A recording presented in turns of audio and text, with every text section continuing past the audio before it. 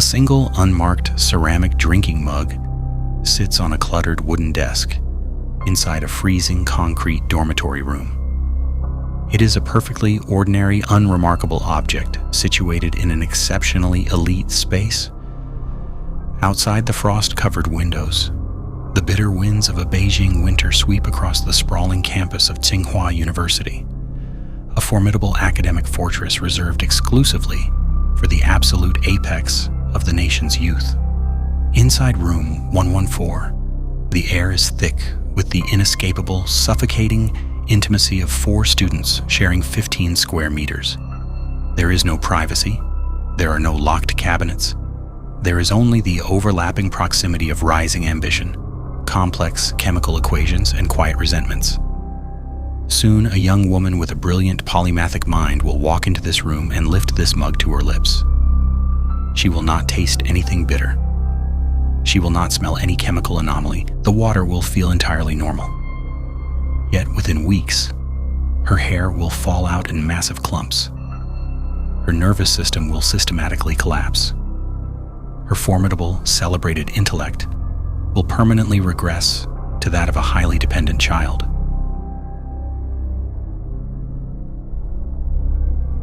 The destruction of this young woman does not begin in a dark alley or at the hands of a violent stranger.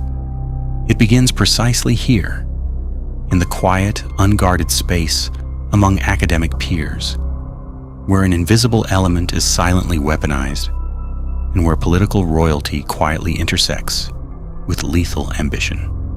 To comprehend the environment in which this act is conceived, one must understand the landscape of Beijing in the mid-1990s. The city is caught in an unprecedented societal transformation. The traditional system of state-guaranteed lifelong employment is fracturing, replaced by a hyper-competitive market. Admission to an elite university dictates the economic trajectory, survival, and social standing of an entire family lineage. Tsinghua University stands as the immovable monolith of this newly pressurized meritocracy. To secure a place in its chemistry department, a student must emerge victorious from grueling national examinations. The campus atmosphere is defined by extreme academic pressure, sleepless nights, and a competitiveness that borders on the Darwinian. Yet the living conditions remain heavily austere. 4 to 6 female students are forced into unheated, poorly lit concrete rooms. This inescapable intimacy creates a micro-society where social hierarchies are rigid, personal boundaries are non-existent, and interpersonal frictions can quietly fester without any psychological outlet.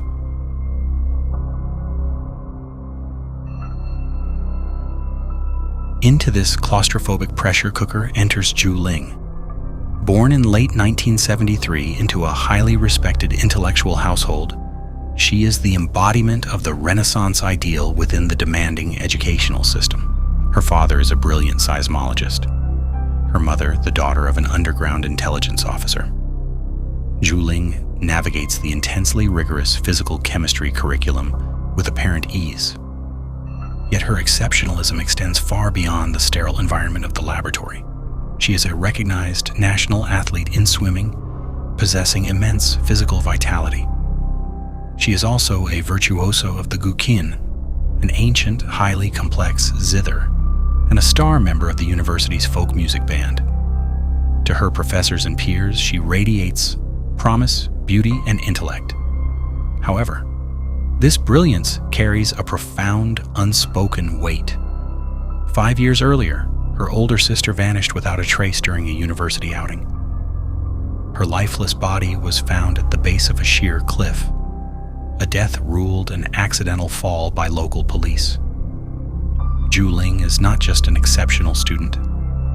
She is the final surviving daughter of a deeply traumatized household.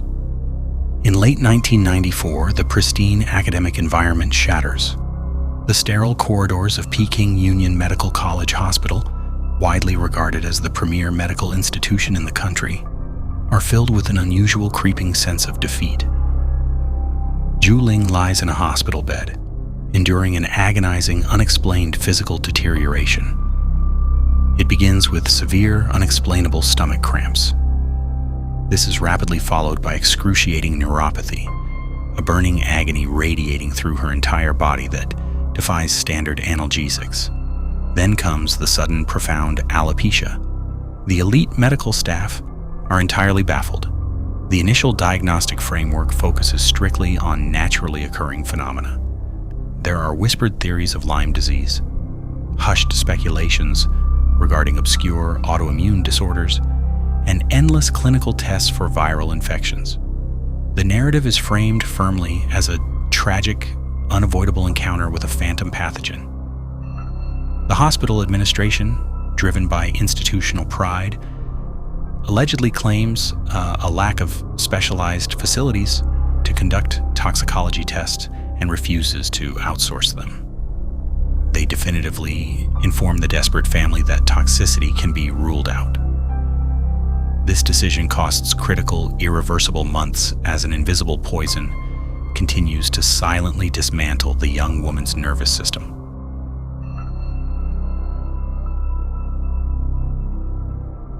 The transition from a pristine academic environment to a compromised crime scene is marked by discrepancies that initially go completely unnoticed. A critical cinematic marker in the timeline occurs on the evening of December 11, 1994. Zhu Ling is already suffering from the terrifying onset of the unknown affliction. Yet she bravely insists on taking the stage at a major university recital.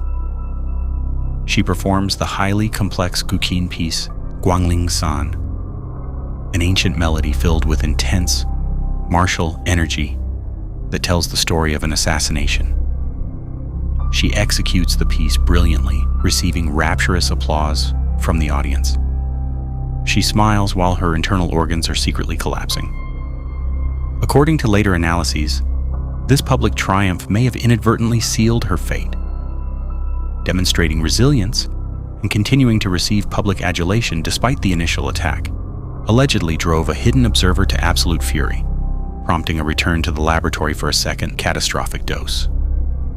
Months pass, and Zhu Ling falls into a deep, seemingly irreversible coma following this massive second onset of symptoms.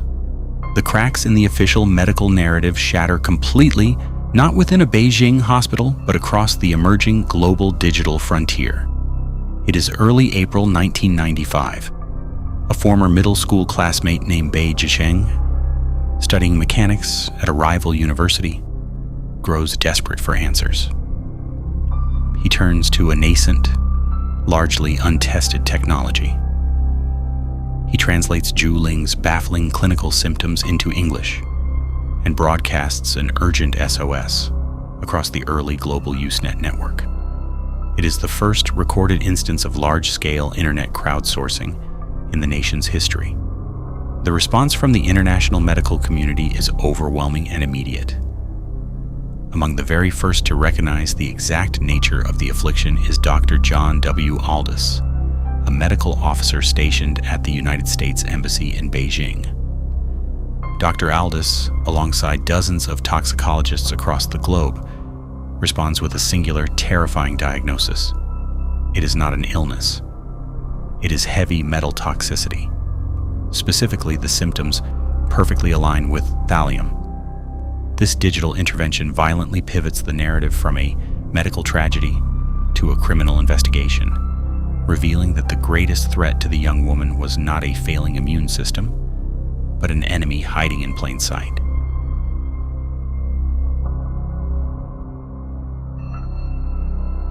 Thallium is a highly toxic heavy metal that, in its salt form, is completely odorless, entirely tasteless, and highly water-soluble. It requires no physical confrontation or forced ingestion. The international diagnosis reveals a chilling reality. Zhu Ling exhibited severe symptoms twice, months apart. This clearly indicates a sustained, deliberate campaign of poisoning. Someone intimately familiar with her daily schedule systematically introduced the heavy metal into her ingestion vectors, likely her unguarded water cup or contact lens solution, over an extended period. Following the crucial medical consensus provided by experts like Dr. Aldous, the family bypasses the failing medical establishment entirely. They transport bodily samples to an occupational disease expert who immediately confirms lethal, catastrophic levels of thallium. The hospital finally administers Prussian blue, a common paint pigment that acts as an antidote, halting the active poisoning. But the 50-day delay has already resulted in permanent, devastating neurological destruction. On May 5th, the University Security Department officially reports the confirmed poisoning to the Municipal Public Security Bureau. The 14th Division, tasked exclusively with handling crimes within higher education institutions, takes over the investigation. But the critical fatal failure occurs in the immediate aftermath of this report. The police fail to instantly secure and lock down room 114. In the narrow, highly critical window between the official police notification and the execution of a physical search, an incredibly precise surgical anomaly occurs. A highly suspicious burglary is reported in the dormitory, yet cash, electronics, and valuable items belonging to the other roommates remain entirely untouched, left in plain sight. The only items removed from the room are Zhu Ling's personal toiletries, her drinking mug, her contact lens case, and her wash basin. This is not a crime of financial desperation. It is a targeted extraction. This selective theft effectively sterilizes the crime scene, completely destroying the primary physical vectors of ingestion. It ensures that no residual thallium salts can be chemically swabbed or identified. The physical container holding the proof vanishes, an act of deliberate forensic annihilation that paralyzes the investigation before it officially begins.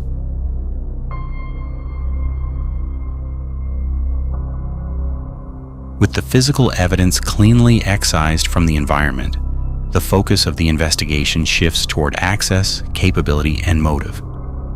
Thallium is not a common household chemical. It cannot be purchased at a local pharmacy or hardware store. Its precise presence points directly and unavoidably to a perpetrator with specific academic clearance, deep chemical knowledge, and physical access to the university's restricted stores. Investigative records and subsequent massive public scrutiny immediately isolate a singular figure. Among Zhu Ling's immediate daily circle, only one student officially possesses the laboratory clearance, the key access, and the documented academic requirement to handle thallium salts for an undergraduate research project. This student is her roommate, Sun Wei. The suffocating dynamics of the dormitory had created a fertile ground for virulent jealousy. According to extensive anecdotal accounts, Sun Wei is consistently and visibly overshadowed by her roommate's effortless academic brilliance and artistic flair. However, Sun Wei becomes the undeniable focal point of the investigation not merely because of her unprecedented access to the murder weapon, but because of her profound, almost untouchable status within the political hierarchy of the nation. Born into an elite, highly influential Beijing family, Sun Wei's background is steeped in political royalty. Her grandfather, Sun Yueqi, was a highly prominent historical figure. Having served as a high-ranking official during the nationalist government before aligning himself with the Communist Party prior to 1949, he held senior, deeply influential positions in the People's Republic until his death. More critically, he was widely reputed to be a close associate of top national leaders, including former President Jiang Zemin. Furthermore, her extended family possessed immense local power, with her father's cousin having served as the deputy mayor of Beijing. In 1990s China, this pedigree provides Sun Wei with a deeply ingrained sense of security and entitlement. It places her in the upper echelons of a society where political connections often exert massive, invisible pressure over the mechanisms of standard law enforcement. The intersection of this motive, the exclusive means to acquire the poison, and the unrestricted daily access to the unguarded water cup, makes Sun Wei the prime, and essentially only logical focus of the inquiry.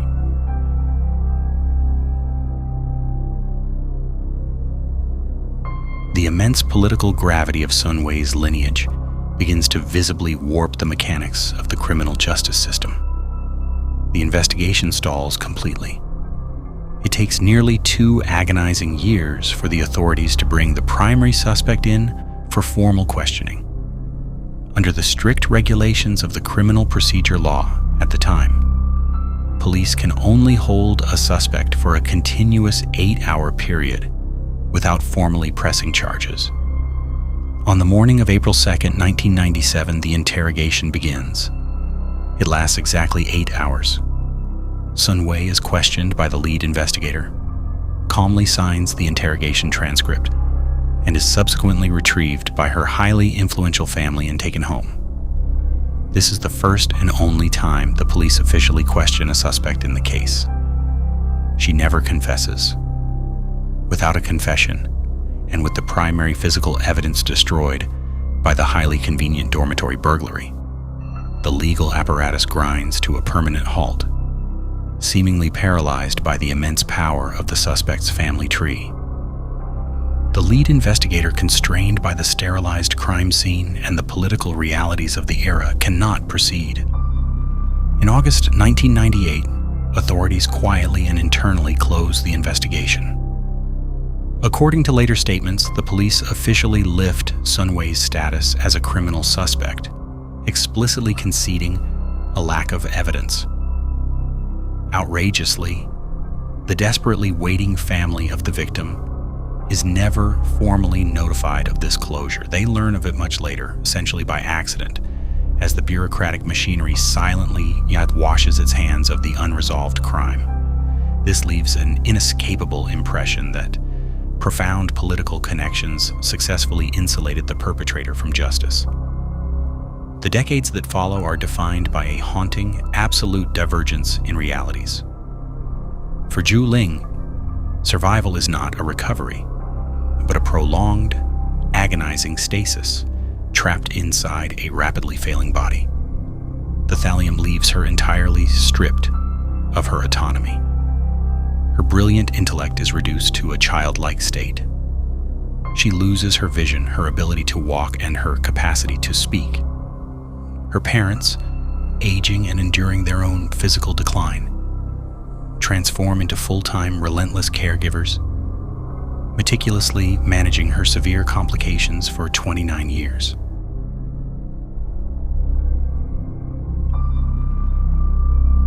In the total absence of domestic criminal justice, the case evolves into a transnational focal point for digital activism and a deep cultural trauma. By 2013, as public fury mounts over the systemic cover-up and the approaching statute of limitations, over 100,000 people sign a massive petition on the official United States White House website. The petition demands international intervention and the deportation of Sun Wei, who had altered her name and successfully relocated to America. The sheer scale of this petition forces the White House administration to legally acknowledge the grievance, effectively transforming a localized university crime into an international geopolitical embarrassment. It also forces Beijing police into a highly rare public statement on social media, expressing deep regret that the case remains unsolved, citing the destruction of evidence, while carefully avoiding any mention of political interference. Sun Wei, meanwhile, constructs a life entirely insulated by immense wealth and geographic distance. Operating under new aliases, she eventually leaves the United States and relocates to a picturesque coastal town in New South Wales, Australia. Financial records pieced together by investigative journalists reveal a massive, multi-million-dollar property investment portfolio. Promotional materials for her vacation rentals describe a life of affluent leisure. Kayaking in pristine waters, cycling to local markets, and purchasing fresh oysters. When physically tracked down by journalists in early 2024, she remains steadfastly silent. In late 2023, the physical suffering of the victim finally concludes, following a diagnosis of a massive brain tumor that triggers lethally high intracranial pressure, Zhu Ling passes away at the age of 50. At her deeply emotional funeral, the elegiac couplets capture a profound national grief, mourning a brilliant talent extinguished by a disaster that leaves only memories, sorrow, and a fate hard to reconcile. Yet, the closure of a life does not bring the closure of the case. The pursuit of accountability shifts from a demand for justice for the living to retribution for the dead. Tens of thousands sign massive new petitions directed at the Australian government, explicitly demanding that international borders not serve as a safe haven for those evading legal sanctions. Thousands of miles separate the serene, sunlit coasts of the southern hemisphere from the quiet, frost-covered gravestone in a northern cemetery. Between these 2 points lies a vast, unbridgeable expanse of destroyed evidence, unanswered questions, and a legal system paralyzed by political power. The invisible element that erased a brilliant mind left no physical trace behind, only an echoing, permanent silence where the truth was always meant to be.